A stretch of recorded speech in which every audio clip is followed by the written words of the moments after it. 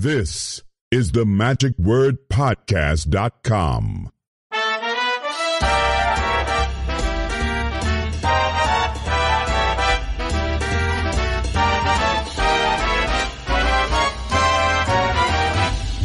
Hello, this is Scott Wells for the MagicWordPodcast.com.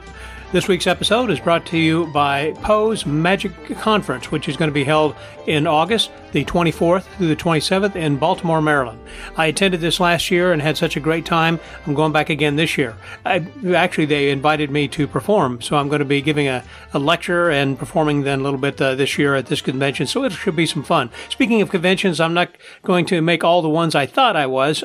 I had originally planned to attend 15 different conventions, but I have a little bit of a health issue that is prohibiting me from attending the IBM convention. So those of you who I said I'll see you in Pittsburgh, I won't be attending that this year. And so sorry, but don't worry. It's just it wasn't a particularly bad scare or anything, but and everything is going to be okay health-wise. So I appreciate your thoughts and prayers and thinking about me and everything, but all is going well. So not to worry, but I thought I would just let you know that's why that I'm not going to be able to make it to the IBM, but I will be at the SAM convention thereafter. And golly, after that, it will continue, in which we'll be going to, of course, Abbott's Get Together, Magic Live, and I'll be at Poe's Magic Conference that we're talking about here today, and some other things coming up then too. So you'll be, if you can't make it to any or all of those, I'll be delivering some daily reports as I normally do then as well. Well, last week, actually a couple of weeks ago, we started a new contest that was for 2 ebooks and 1 physical book that was being offered by Michael Breger, who had authored this book called Take 5 with some awesome presentation and some great tricks in there. And this week, we're going to announce the winners of that particular contest. We have been running this for 2 weeks, so everyone's had time to enter the contest. And because that a couple of the books are ebooks, they can be delivered anywhere in the world. And so that's part of the advantage of the digital world that we live in that right now. And for one lucky winner here in the U.S. Or who resides within the U.S. will be receiving a physical book then as well. We will give you those names again over on the backside of this particular podcast. Well, I want to get into this week's episode because it's a little bit different. We were talking about conventions a little bit earlier, and one of the people I had spoken with whenever I was planning on going to a convention earlier this year, which was called the Senior Tour, which is changing its name. Next year, I believe they're going to be going with the Gateway Close-Up Convention since it's in the gateway city of St. Louis. But while I was there, I spoke with Jeff Lefton, and he introduced me then to his buddy and partner, Dan Davis, and the two of them run a place in Webster Groves, which is a suburb there of St. Louis, called Abra Kid Abra. And it is a standalone building, basically, that they will do birthday parties. As I mentioned in the conversation we had, it was kind of like the Chuck E. Cheese of magic, because they've got lots of games and things to play there, an indoor bounce house, and they do other kinds of stuff with the nearby school that they have an arrangement with. And this is a really great model for anyone who might want to pick up on something like this in your city then also. One of the advantages of having it indoors like this, again, St. Louis being in the Midwest is subject to the inclement weather. Specifically, you will occasionally have tornadoes out that way, but then you have ice and snow and weather like that. So it's hard to have an outdoor facility that you can offer with your bounce houses and other kinds of things. Anyhow, they go into a lot of detail and really show you behind the curtain, almost quite figuratively, literally, I should say, of all the secrets and what makes this work. So again, if some of you might be thinking about doing something similar to this, this is a good template to use, and you might contact either Jeff or Dan if you want some more details on how to do something like this, perhaps in your own neck of the woods as well. I think it's just a fantastic idea, and one that bears some looking into. So, welcome my guests this week from Abra Kid Abra, Jeff Lefton and Dan Davis, here on The Magic Word.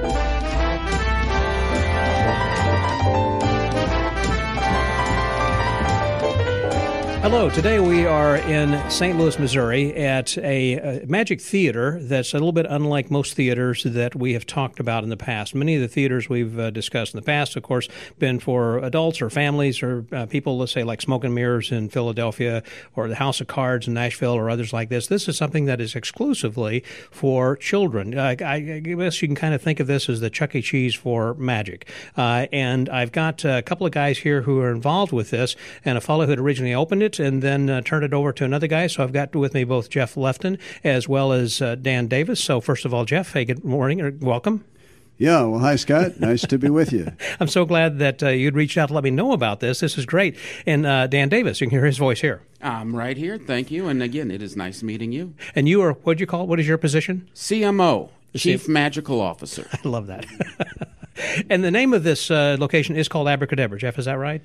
Yes, that's right. Okay. And I want to, first of all, find out a little bit about your background. Did both of you guys kind of come from and mostly do children's types of shows or what? I've been doing magic since I was 8 years old and got a magic kit from my dad, like many magicians. Right. I did auto shows years ago and a lot of adult shows, but I've also done kid shows a lot of. So I'm kind of a generalist. I've done both adults and kids. What do you prefer? Do you like doing one over the other, or? For me, adults are more challenging, and I probably focus on that a little more these days. But kids are a lot of fun, so I enjoy that as well. Yeah, good way of looking at it, Dan. I owe this all to Jeff. I came to work for him at a different company, one he owned previously as a salesman. And he taught me magic and how to perform, and that and some other friends of mine. So I've been doing kids' performances mostly ever since. Now, you were doing, I assume, birthday parties like at people's homes. Is that right, Dan? Yes. And all that kind of a thing then? We started off at homes as well as libraries, school shows, right. Anything to do with the kids. Well, one of the reasons that fascinated me about this, and the reason I wanted to talk with you guys about this, because it is unique, and it's something, again, I mentioned there are other types of clubs that are more geared towards adults, and this is specifically like for children. You don't mind me calling it the Chuck E. Cheese of magic, I guess, do you? No, that's fine. It's a good description. Yeah. I just want to know, I do not in any way look like the head rat. So. No, you do not. But I understand that this was opened when, like about 10 years ago or so? What was the general thought, Jeff, when you first built the place or had the idea for this? I had a friend who worked at Mad Science, which is a franchise. There's a St. Louis office, and they do fun science programs, and they had a kind of a three-legged stool model of doing after-school programs at elementary schools, summer camps, and birthday parties. And my friend thought that we could do a similar type thing with magic. And I thought it sounded interesting. So we started that, and I wrote a bunch of curriculums to teach magic to kids and math magic and regular magic. And at the time, there was a mall in St. Louis that had fallen on hard times, and they were giving the space out very inexpensively to arts groups. And this was an indoor type of mall, not like a strip mall kind of a thing, I assume? Yes. Okay. And they did that for maybe 2-3 years, and the places went out of business, and now it's getting redeveloped again. The whole mall went out of business? Yes. Yeah. But for those few years, there were, 40 arts groups or so in there, and it was a very vibrant place. And Louis Meyer in the D.C. area, who runs the Capitol Kidvention, I had seen where he had a concept for a birthday party with inflatables and magic, and I thought it was an intriguing idea because inflatables are a lot of fun for kids. Dan and I used to work together at an inflatable rental business that I had, and so I knew that, and I thought, well, boy, to tire them out on the inflatables and then have them sit for a magic show, that seems like a good combination. And then you feed them and you kind of sugar them up and you give them the goodie bags and send them out the door. What a great fun party. Right. So I went to visit Louis, and he showed me his operation, and I liked it. And so we decided to emulate that in the mall and see how it worked, and the kids had a lot of fun. So when the mall went defunct, we found this space that we're in a suburb of St. Louis called Webster Groves, and we purchased inflatables. We had them custom made to fit here, and we decorated the place, and the kids really seem to have a fun time at the parties here. Well, that's a great concept and a business model from the standpoint there are already spaces that are available because shopping malls are kind of indoor shopping malls are getting to be a dying breed. I mean, at one time there were a million of them around the country in every place, or up into Canada and every place, of course. But it seems like over recent years, the concept has been more of an open outdoor uptown park kind of an atmosphere. They want to keep it more light, free, and airy, I think. And so the indoor malls are starting to go defunct. And as a result, I would think they're trying to keep them open and having one last breath. My thought being for those who might be interested in trying to pursue some sort of a similar business model, that'd be the best place, first of all, I think, to start that. And if it does work and you start to get this kind of clientele, certainly the kids, I mean, I'm sure like with every birthday party you do, the kids tell their parents, hey, I want to have this magician, and I want to come back in my party, or, so they want to come back to the same place as well to do this. So you don't have necessarily the repeat customers next year. You may or may not, but you also get the new customers of the people and the parents who have found the place and they say this is a great place to go.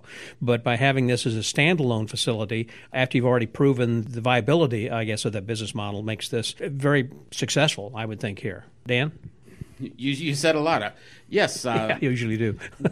Part of it was that three-legged idea that he had where we do other programs like the after school and the summer camps. And when we're there, we advertise the birthday parties here. And when the people are here at the birthday parties, we advertise our summer camps and after school programs and library, etc., so that we keep recycling our clients, having them show up everywhere. So they're coming for other things, not just birthdays. So that's so. Explain a little bit about how that you keep this busy. I mean, I know you have other schools and other organizations that rent this place, so that's just another form of revenue. Yes, obviously, having birthday parties here. This is, I call it more of a birthday center. It keeps us very busy on the weekends. But you don't have a lot of people having their birthday parties in the middle of the week. The kids are at school, etc. Sure. So we find other people to sublease to. We work with an after-school program from a nearby elementary school. We have in the past rented out storage. But we also have this space available for doing other things. So we have field trips here. We have... what is that? What are the field trips? Where do you go? Field to the zoo or something? No, they come here. A busload of kids from one of the schools that come here. Yeah. They get to see a magic show. Then we kind of divide them up. One group goes into our little theater and gets taught magic. Oh, cool. Another group, we have a game show we set up in our regular little cake room. They come in here and do a out-of-the-box thinking type game show and strange questions. And then the third group is bouncing. And every 20 minutes or so, they trade places until everybody's done everything. Then we have a big finale magic illusion and send them home. But you call that a field trip, even though they're really not out in the field. They're here. But they're out of their schools. I got you. I'm with you. Okay, yes. So it's a group taking a bus field trip out of the school. Gotcha. Okay. And we also then, our performers will send them out to the schools or the libraries or the summer camps, depending on the time of year, to perform there. Well, another thing, of course, you do have the performance area over there. Do you videotape, like with the kids? I mean, I assume you take pictures and send them home with the kids as well, but do you have video available, which might be another form of stream of revenue if you had somebody who said, hey, I want to do a show and I need to get some performance footage, here? We haven't had a lot of requests for that, but we'd be open to it. One of our show options, because we just don't do the same magic show. We have different themed shows. Is what we call the Make a Movie. Okay. Where we bring the kids in and they go bouncing. We take half of them or all of them off to the side, teach them some simple magic tricks. Then they have cake, and afterwards we videotape a show of them performing those magic tricks. And then either they videotape them or we upload them and send them the video later. Is that like an extra fee thing, I assume? Yes. Okay. Yep. That's wise. Good idea. Now, Jeff, you had originally, I guess, owned this or put this together, and then your full-time job kind of took you away, in which you had been working with Dan, said, hey, he's interested, so he took it from there. So how did that kind of transition? Yeah, I was working in a family business. My dad was an industrial psychologist, and I was mostly doing marketing for them. Mm-hmm. And then we had a CFO, and he left, and somebody needed to fill that job. So I said I would be willing to try it.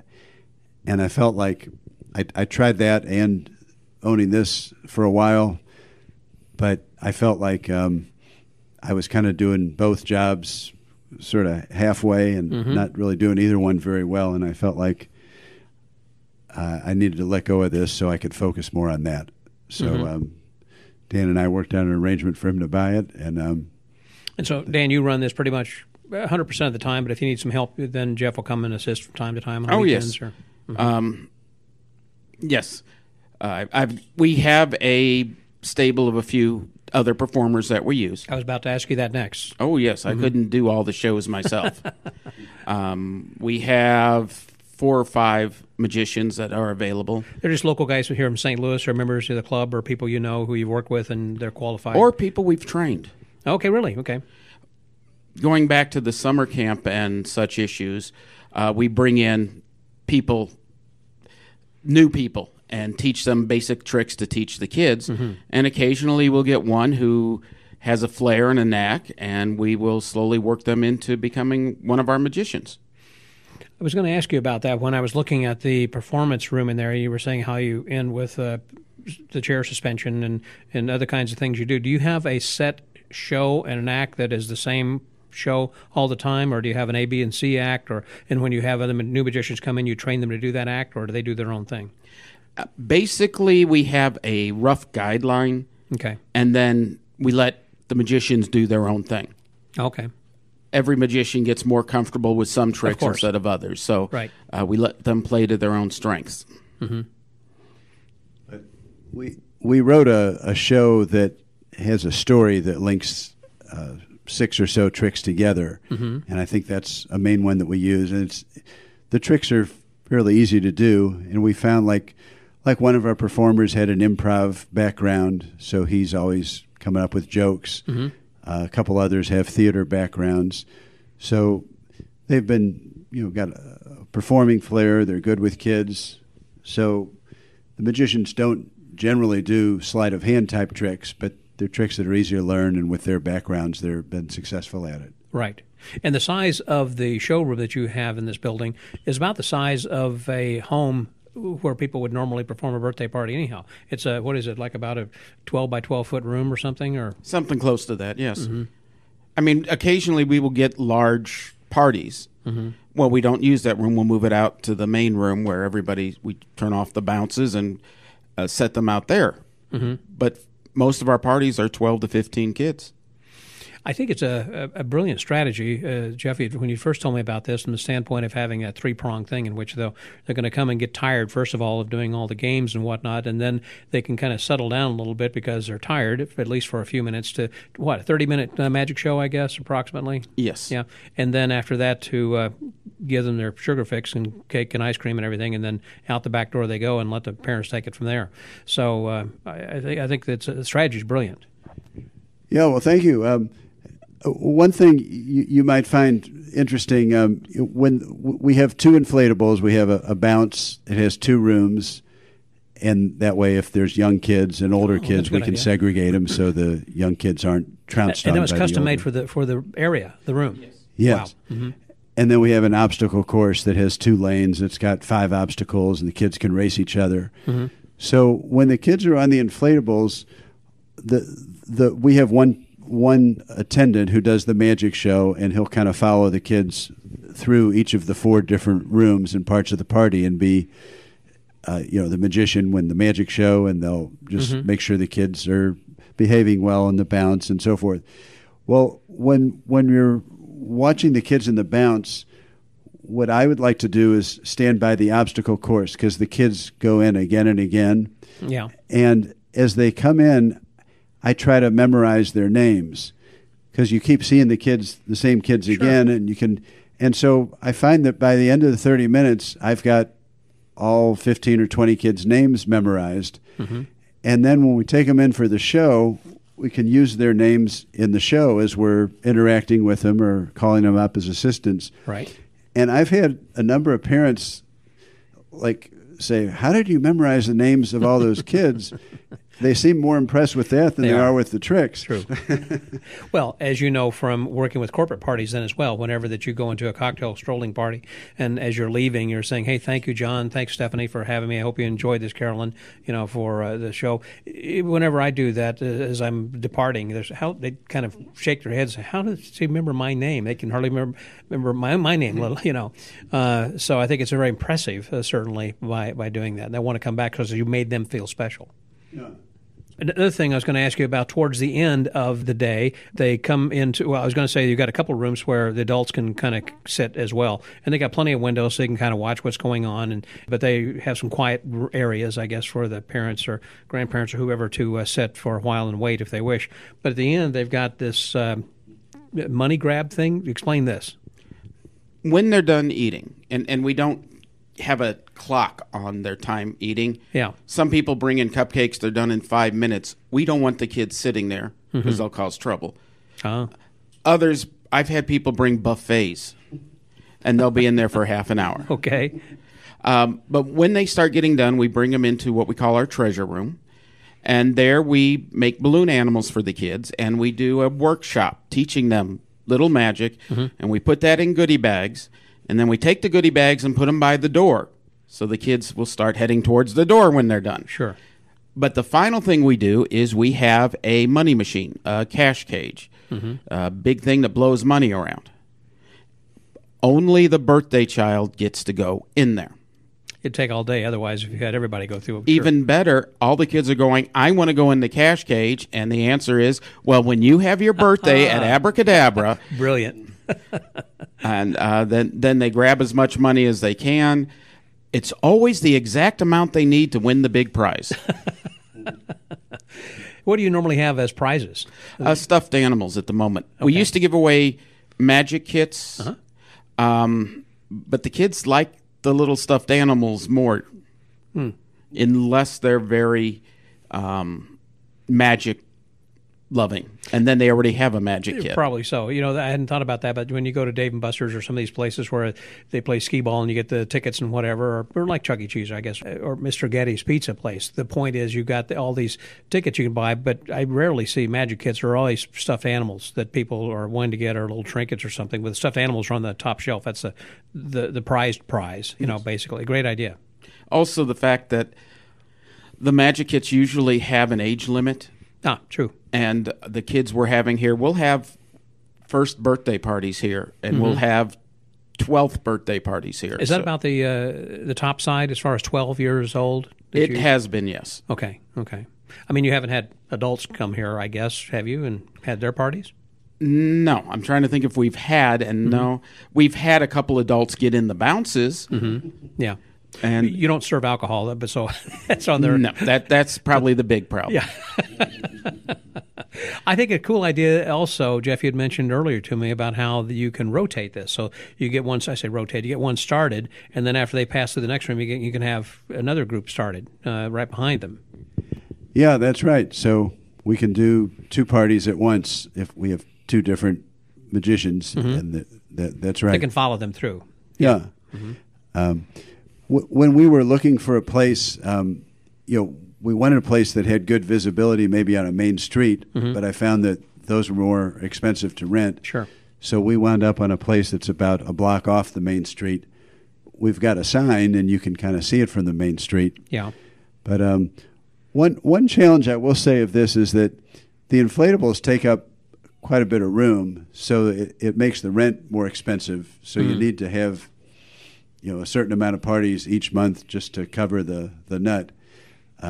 I've sometimes thought that the inflatables are nice in that they're big and colorful and just very festive looking, but they do take up space.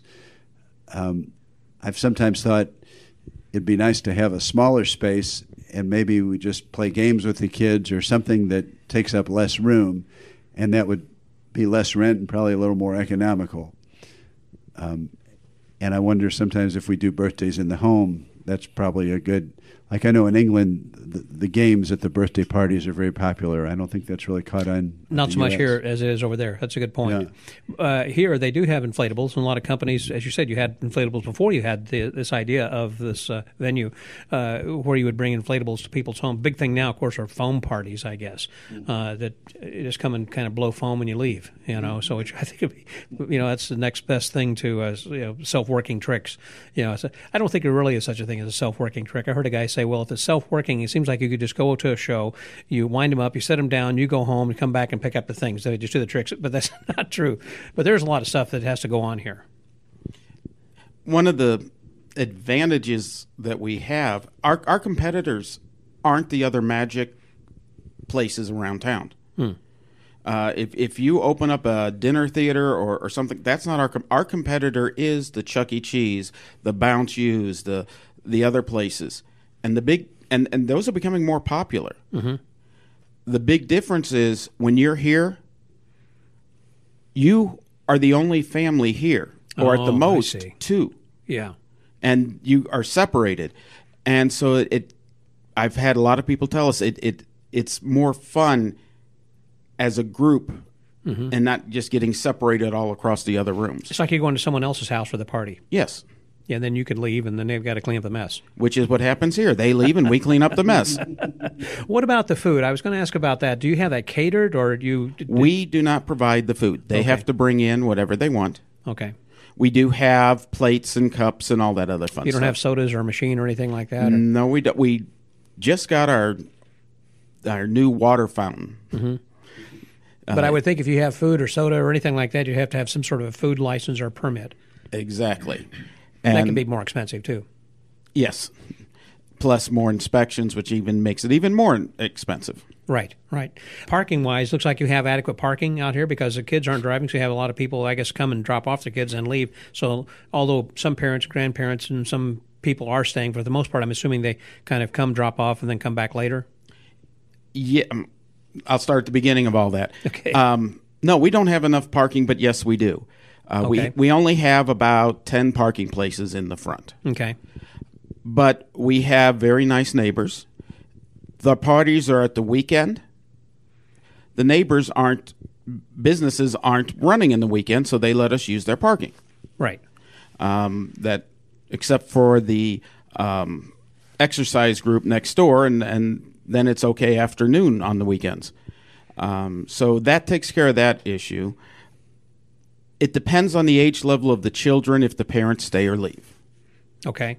And we do have limits on the number of kids, and we charge extra if they go over 15 kids. But we only count the kids. We don't count the parents. We encourage them to stay. The more parents that stay and see how much fun the kids are having, the more likely they are to book us for their party. Right. And do you charge by the child, or do you have like a base fee, and then over that it's per child? Base fee, and then over that per child. Okay. And what's the capacity typically that you have, minimum and maximum?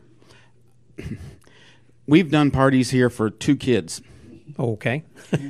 It wasn't a good party. It wasn't a good show. But, boy, we did a lot of close-up magic on that show. We've had field trips of 100 kids here. Mercy. Okay. Can it hold that many? I mean, they're kind of running around and everything. Basically, we borrow or rent a nearby park pavilion. Okay. And we recycle with their that makes bus. sense. When it gets to, we've had like up to 200 from field trips during the summer. Right. But usually, comfortably, we fit about 50 people.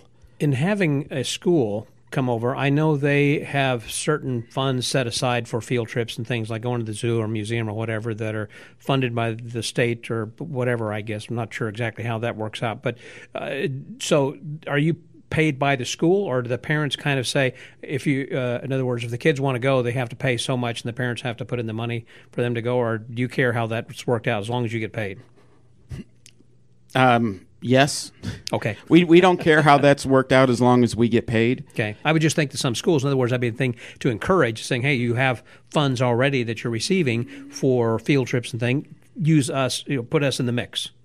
When we work with the schools, some of the schools, especially those in lower income areas, they will get grants to come here. Others, the one we did just yesterday was more of a day school. Okay. And the parents basically chipped in for them to come here, and the parents drove them here. Instead of a bus full of kids, we had 30 cars outside. It was fun. Okay, it wasn't 30 cars, but it was more than normal. We're going to take a moment here to have a word from our sponsor, Poe's Magic Conference. Poe's Magic Conference, coming up August 24th through the 27th in Baltimore, Maryland. And I have with me right now the organizer, who is the Chief Mystery Officer, Mr. Vince Wilson. Hi there, Vince. Thank you, Scott. It's always a pleasure to be here. Well, I am looking forward to this year's conference. Every year, I don't know how you continue to top yourself with some amazing talent that comes in, because this is a great opportunity for us not only to work with and learn from all these greats that come in, but also because it is so small that we really get to spend a lot of time with them. Tell us some of the people you got coming in here in August.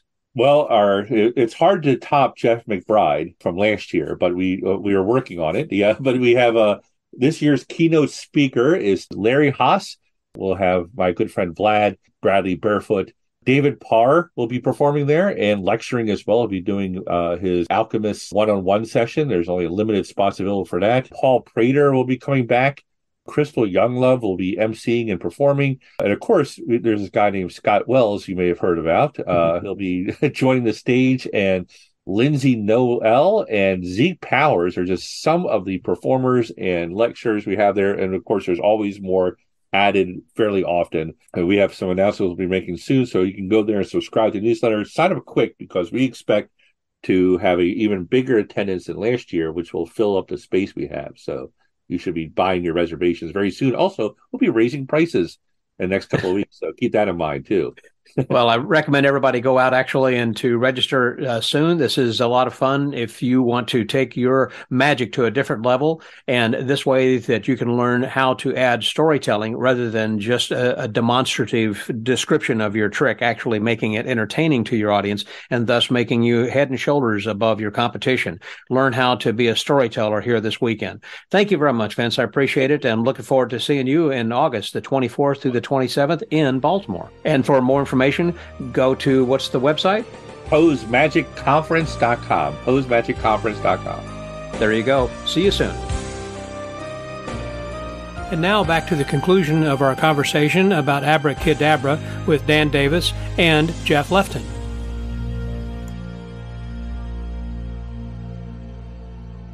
What I find interesting, I did not see any large screen TV or any monitors or anything. So this is all something that kids are doing and playing with their minds and bodies, and not sitting and watching something other than the magic show. Exactly. We want to get the kids moving. Sure. We want real life experiences, not just somewhere to go and sit down and watch something. Mm-hmm. One thing too is that when a child care center or a school is thinking about a field trip, they think, well, maybe we'll take the kids to the zoo or the science center or wherever. Mm-hmm. And sometimes we'll point out that, those things are great, but they have general admission, so you can go there anytime. You don't very often get to watch a magic show unless maybe there's that's more of a special occasion. That's so true. This is something that you can't just do any day. It's more of a special experience. Well, that's something, as you were talking about, that differentiates this place from a Chuck E. Cheese, aside from, or any of those venues, from the standpoint of not only is this just for that group, but also you offer a magic show, which other places don't have. Exactly. And we're also, unlike some of those other places, you pay X amount to come here. Yeah. We're not hitting you up for any extras to play the video games or to order an extra pizza or anything like that. Yeah. It's easy to budget. Right. And I think one thing that's nice, if you go to a bounce place, granted there might be 10 different inflatables there, so that's good. Mm-hmm. Although I think the kids get tired out after a half hour, and what are you going to do the rest of the party? Right.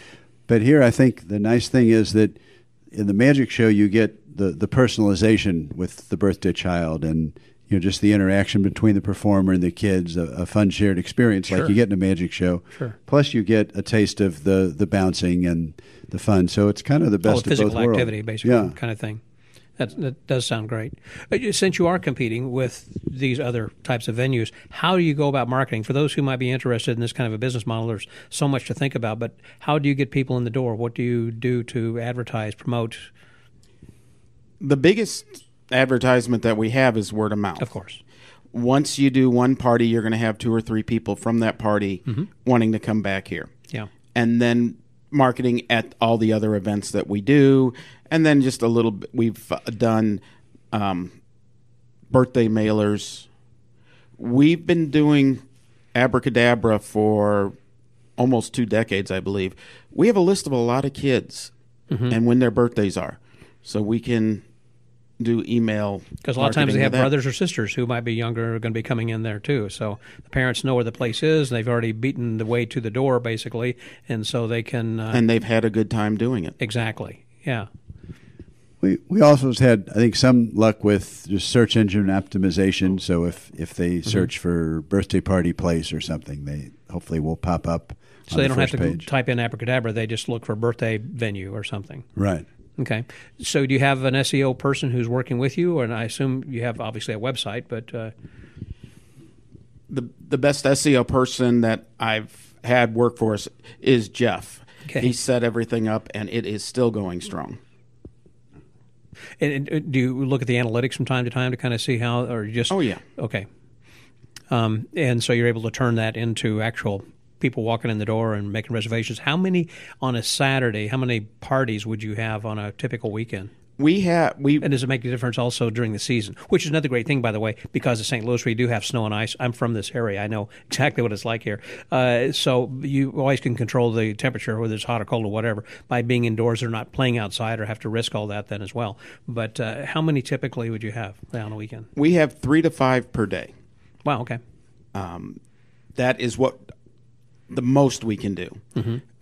At the moment, coming off of COVID, etc., we're probably doing an average of 4 to 5 a weekend. Okay. 5 to 6. Things are getting better.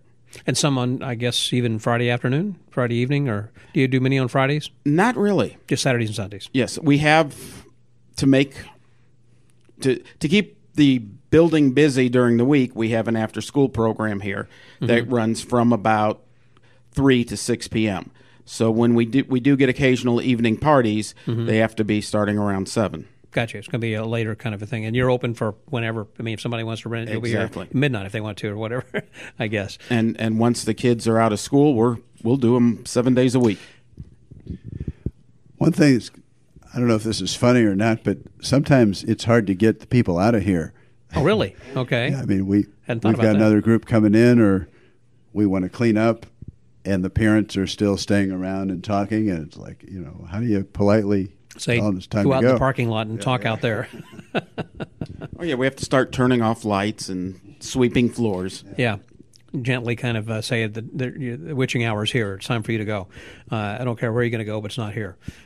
So that is kind of funny. You mentioned COVID a little bit earlier, and during those 2 years, were you open, or just during certain times, or what was that like for you guys? Basically, for a long part of that time, it was illegal for us to have parties here. That's what I thought. Mm-hmm. So we were mostly closed. Okay. I did, like at the height of it, I did one party as a balloon artist where I went out to somebody's driveway, made balloons, and stuck them in their door while they watched from inside. Now, that's a little bit different. I haven't heard anybody doing something kind of like that. Yeah. I guess you could actually do virtual magic shows from here, then as well. That we did and tried to. We weren't very good at it. We needed to study it more. Yeah. The size of the room, we said earlier about the magic show room, it is large enough, I guess. It looks like there are no seats, so all the kids just sit on the floor. Is that right, I guess, basically? Yes, we tell the kids we're going to be mean. we're going to sit on the floor and make the parents sit in the chairs. And we usually have the chairs around the outside. Yeah. But they had been moved into the main room, and we hadn't gotten them back yet. Gotcha. Okay. And there are only a couple areas that are carpeted, and that's one of them, I guess, in there where the kids are going to be seated. And the rest of the places, again, where the bounce house is and the obstacle course and whatnot, is more of a hard floor, tiled area. One thing you couldn't tell because we're not set up for a party is that we have a those puzzle piece mat set on the floor. Yeah. And it goes between the inflatables. Okay. But the rest of it is tile, colorful, easy to clean. Mm-hmm. That's the main reason we went that way. That's a good point. And cleaning-wise, do you bring somebody in? Just, again, think of the business model. To save on expenses, do you do that yourself, or do you bring in a cleaning crew regularly? We do bring in a cleaning crew about once a week, but it's the responsibility of our party performer To pick up after they're to finished? sweep up, mop up afterwards, and then do a more thorough mopping at the end of the day. And I must say, when I would perform here, that was probably my least favorite because you're done with the party, and now I got to stay another 20 when you're minutes, a 30 magician at a party, minutes. someone's Yeah, home. to Normally, you do sweep the show and you floor up leave and let them clean it up. That's right. Well, you take the good with the bad. Yeah. Which leads me to what I was going to ask also, as far as some of the downside of this. I mean, you talk about like some of the upside and the fun and whatnot, but what are some of the obstacles that you had to go through as far as, I don't know, whether it's permitting or working with your neighbors or whatever, or maybe somebody who came in that was not fun to work with? I could tell you stories. We got time. Opening birthday presents. What do you mean by that? That is something a lot of people like to do. Sure. The people who don't like to do it are the kids. What? After their present has been opened and little Joey gets to see the Tonka toy or whatever, Yeah. they don't care about the other kids opening presents, so they start wandering around and they're just not entertained. Mm-hmm. And we can't entertain at that time because then nobody would watch them open presents. So our rule is that, we're entertaining the kids, open the presents at home. I hadn't thought about that until you just mentioned that, because you didn't mention that in the different rooms and where they're going from one thing to the next. So I hadn't thought about when they actually open it. So I assume the kids come to the party and they bring their gifts, and are they just stacked in the foyer? We have a large table. If it's just one party going on, we have a couple rolling tables if we're doing two parties, one following the other. So the presents stay with them. So do you make that clear to the parents when they're coming in and saying, we're not going to open the gifts until you get home, and for that reason? Yes. Yeah, if it's a real small party and there's only 7, 8 kids, then I think we let them open the gifts because it doesn't take that long. But if you got to open 20 gifts, like Dan says, the kids get antsy. Yeah, I guess that's true. Yeah, they want to, because there's just the one kid opening it, and and then they look at it and they might want to play with it, and the other kids are wanting to play with that kid's toys then as well, and that turns into another big problem, I would think. Did you learn that from just trial and error? Yeah. We learned it quickly. We also like when it snows or it's icy, we've got to get the lot clean if we've got parties going on that day, and if the guy doesn't come, the snow removal guy doesn't come in time, that can create some problems. Or sometimes we've lost power. We've had to bring some lanterns in because it's dark in here and we've got parties going on. Wow. Or a fuse blows. My favorite. We do summer camps here during the week. Bring in a dozen kids, teaching them magic. We had to evacuate the place because somebody working on the road in front of us hit a gas line. Wow. That was a fun day, and calling all the parents, explaining them where their kids are, and don't panic. Don't worry. Yeah. So you mentioned, what are some other stories? What are some things you've had as far as some difficulties with children? Or you mentioned about trying to get the parents and the kids out of here, or that you're waiting for somebody to show up, I guess, to pick up their kids, or waiting for the kids to show up. Oh, really?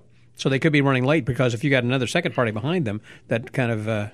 Or even if we're scheduled, if I have somebody that's scheduled to run this show from 1 to 2:45, because our shows are the whole package is about an hour and 45 minutes. Okay.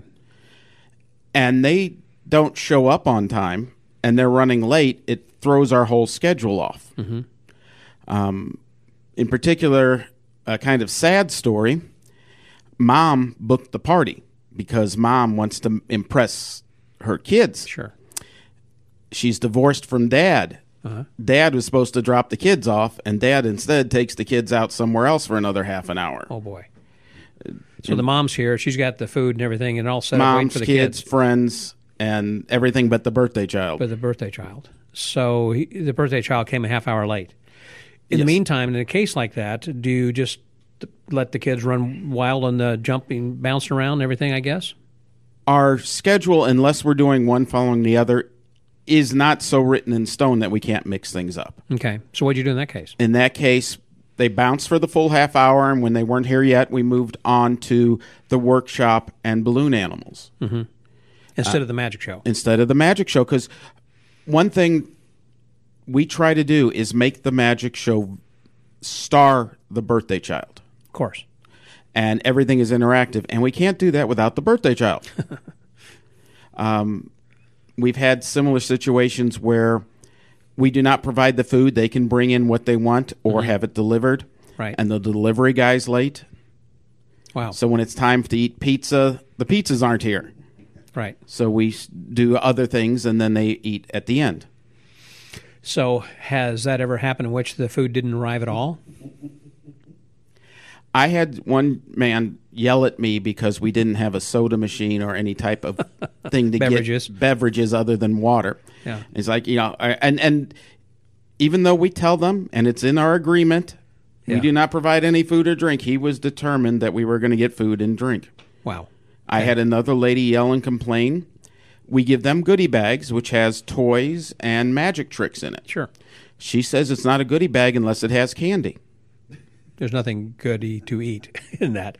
Okay. And we can't do candy because too many health issues. I was about to say, I just was watching something on television recently, and this father was making a peanut butter and jelly sandwich, for his son. He said, I can't take that. He said, we have a nut-free environment in school.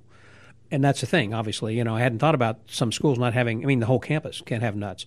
Do you have a situation like that in which there are some people might have allergies or something? Does that, or do you just kind of leave it to the discretion of the host who's bringing in the food? I'm going to tell another fun story. Okay.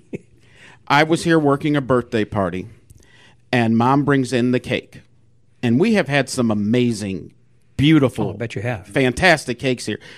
This thing was brownish, lopsided, and Mom explains to the other parents, see, Johnny's got issues, so we couldn't use sugar, so we used applesauce, and we couldn't use flour, so we used this, and we couldn't use, and the parents looked so sad and dejected at that cake. I would too. Then the mom pulls out this other beautiful cake and says, "This is for us."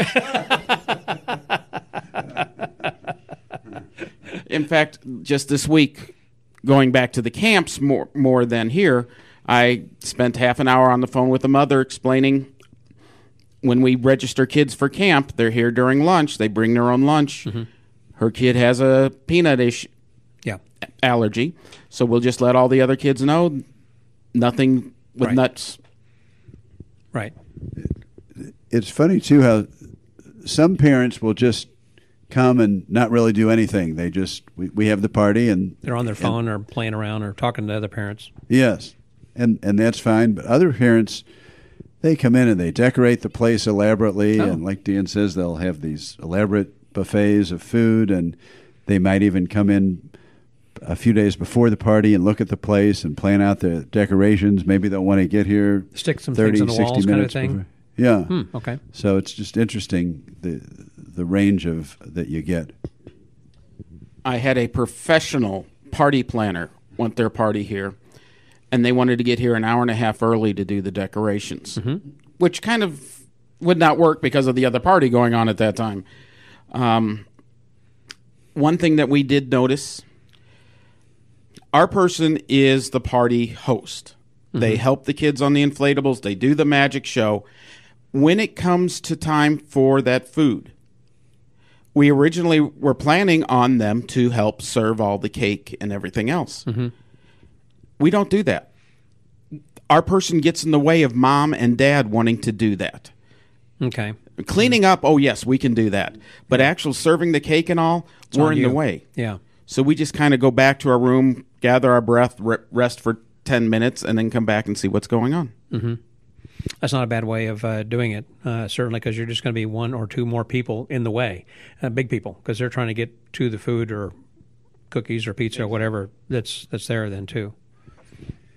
It's hard, too, when you're on a diet and they come in with these delicious-looking cakes and they want to know if you want to have some, too. Yeah, 2 or 3 times a day. Resist, And, oh, that cake looks good. Oh, that's a vanilla cake. Oh, that's German chocolate. Oh, I'd love carrot cake. You know? One of the issues we've had is the freezer space. We have a refrigerator with a freezer. We have a microwave, anything that they might need. Yeah.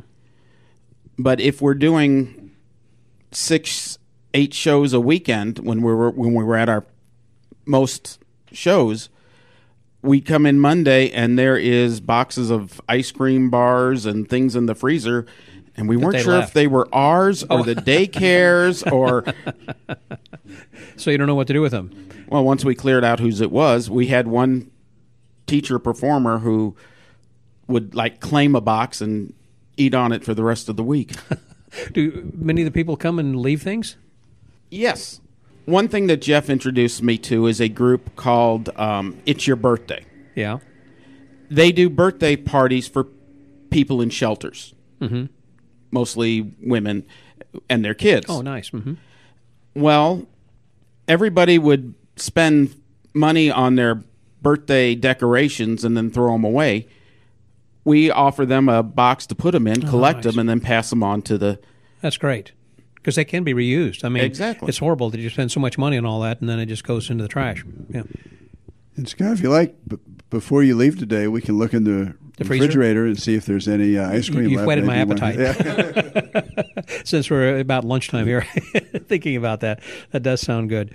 One other question I have is about sound.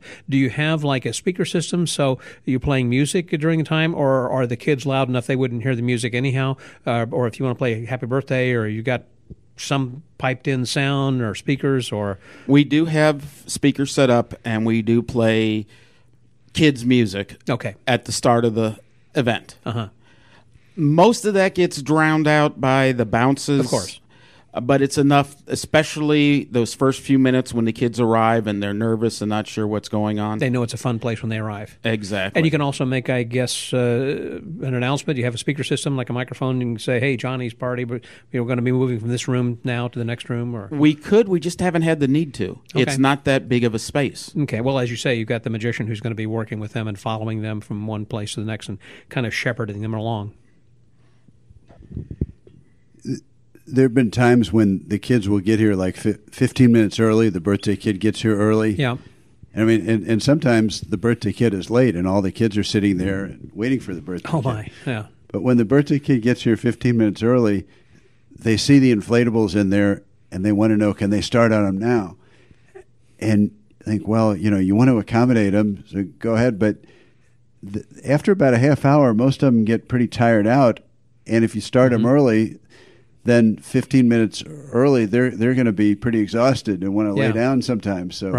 So we just try to occupy them in the waiting room with maybe some close-up magic or talking with them. Oh, that's interesting. Until a few more kids get here, so they're not tired. So you have some sort of a critical mass. Yeah. That's one of the other issues that we will get. Parents say, oh, you're only spending a half hour on the bounces? Well, if I go to the other bounce place, we're there for 2 hours bouncing around. No, you're not. You're there in one section for a half hour and then another section for a half hour. Right. The kids start collapsing at the half hour mark. They just want to sit down and do something else. Or we do offer sometimes, if we're not busy, extended parties, especially the last party of the day, so it doesn't overrun someone else. But we don't extend the bounce time.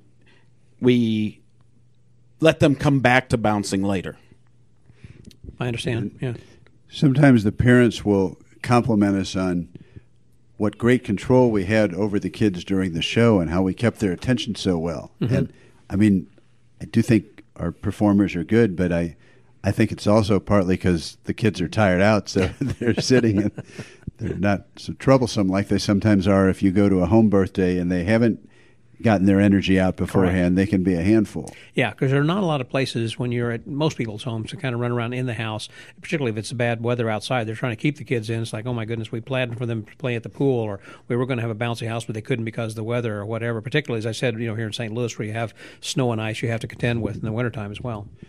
Yeah, and sometimes you get to the house and the kids don't really have anything to do before the Magic Show starts, and they're running through the house, and I feel sorry for the mom. Oh, boy. Yeah, for sure. Or worse, we're going to have the Magic Show at the end of the party, so they've just finished their cake and ice cream. Yep. Or they're bringing the cake and ice cream to the floor and eating it while the show is going on. Yeah.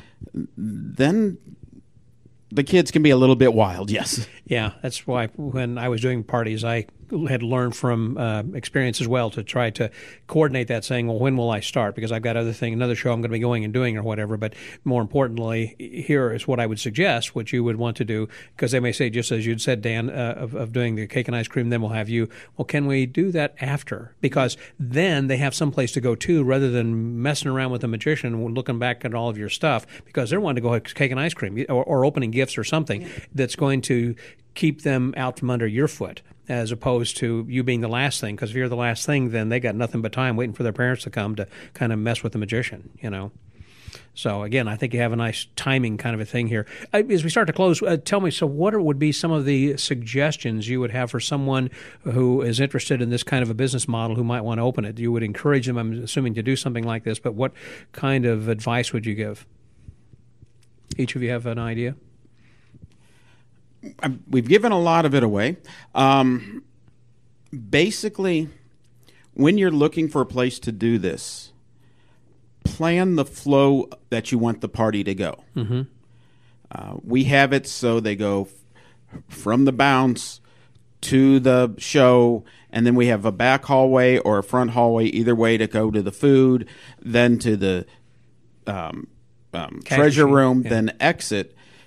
There's a nice flow, and it took us a while to put that together. Otherwise, they're crossing paths with other groups or going in other directions, and it just slows the whole party down. So it's kind of a trial and error that you learn by experience. Yeah, Jeff? I mean, an industrial type building is probably more conducive because like an 8-foot ceiling is probably too low for the inflatables. We had to raise the ceiling in here to accommodate the bounce. Yeah, you had to, like you said, remodel the place in there to raise it another couple feet. Yeah. So hopefully you can make the numbers work. I would say just do some analysis to figure out how many parties do you need to have to pay the rent and make sure that everything works out financially. And we're here in Webster Groves, as you mentioned, and this is really more, would you say, a bedroom community as opposed to an industrial business area? Yes, it's a college town, bedroom community. We get a lot of business from people who say, I've been driving by there and seen that giant rabbit out front for years. So that helps advertising. Sure.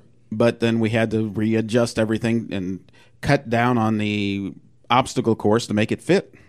Yeah. Yep.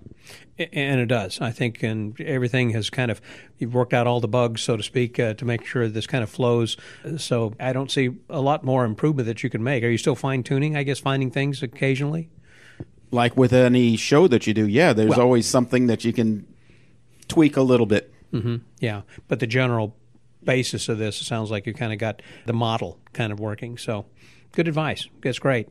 Well, as we do close, of course, I know you listen to the podcast, and it's called the Magic Word Podcast. So what would be, I'm going to ask each of you individually. Dan, first of all, what would be your phrase or what's your magic word or philosophy? For me, I can ask Jeff. Jeff's ready. Yeah, you're ready. Give me a second. Okay. I would say mine would be go for it. Okay. At times when I've just taken a little bit more of a risk and put myself out there, a lot of times things have worked out. And when sometimes they don't, at least I am glad that I tried. Yeah, like Nike, just do it. Yeah. So go for it. I like that. Yeah. Mine, just a side note on his philosophy. When I worked with him at his other company, He sold it, moved on. The new people took it over, and they didn't go for it, and that didn't last 2 years. Oh, so wow. If you don't go for it, you're ending. Right. But I think mine is have fun. If you find that what you're doing isn't fun, you're not going to do it. So have true. fun. So true. That's great. Well, Dan, thank you very much, and Jeff, I appreciate that. You guys have been great, and I think given some good advice and got a nice thing going here. And I hope that this goes for dozens of more years into the future then as well, and also will hopefully inspire some other people who are thinking about opening up perhaps a birthday party type of venue in their town. I think it's a doable thing, and so I say just go for it and have fun. Sounds great. So with the Magic Word Podcast, that was Dan Davis and Jeff Lefton. This is Scotty out.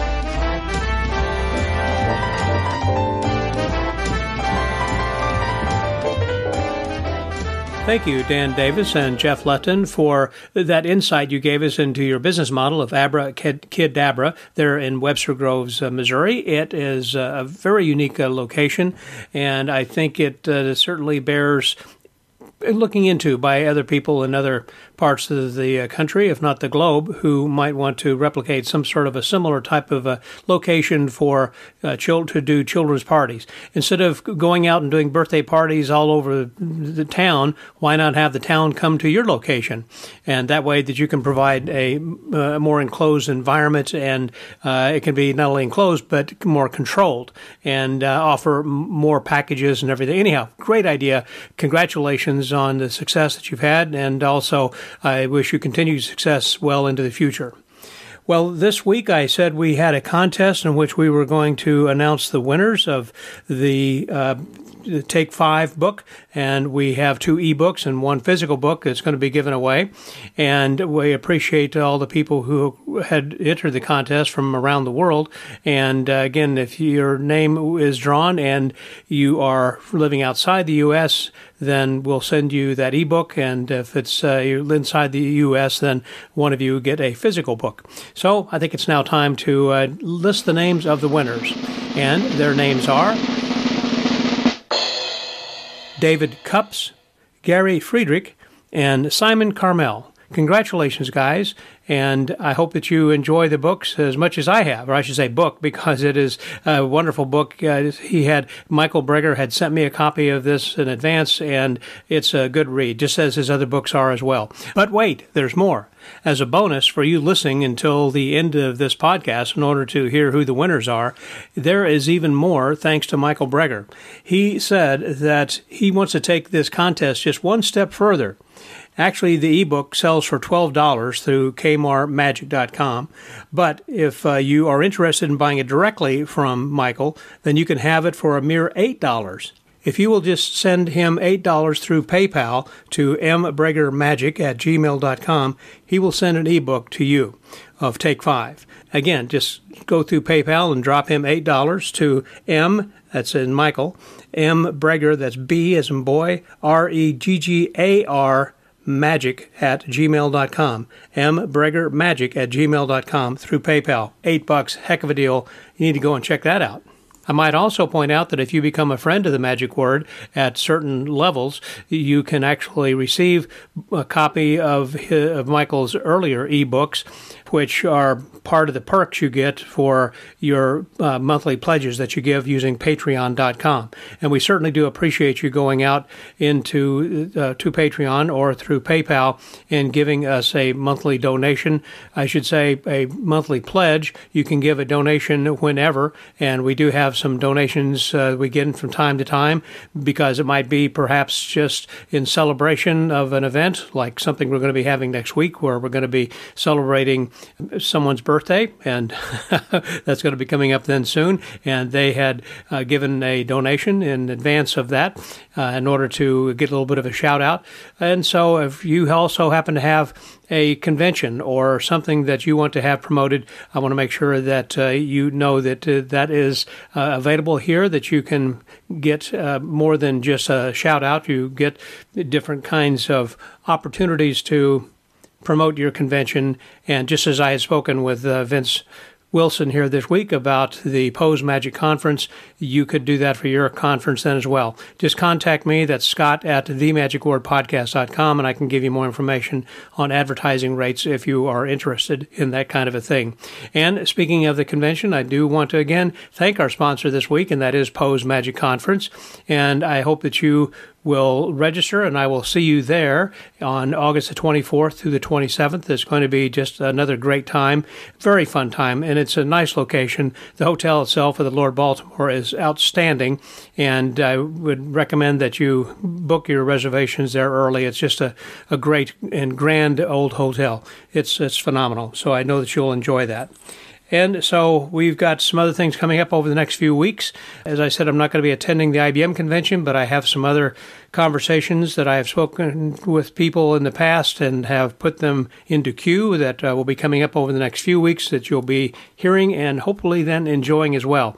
So please like, subscribe, and share this podcast and let the rest of the world know about that. This is the only way that we can kind of grow, and if you will help us through your sharing, and if you can give us a 5-star review on whatever platform that you listen to. For an example, if it is iTunes or whether it's Google Play or wherever, I'm sure there are different ways where that you can go in and give a 5-star review and just leave some nice comments. That'd be greatly appreciated and helps our podcast grow. So until next week, stay well, get booked, and remember that whatever you do, have fun and just go for it. This is Scotty out.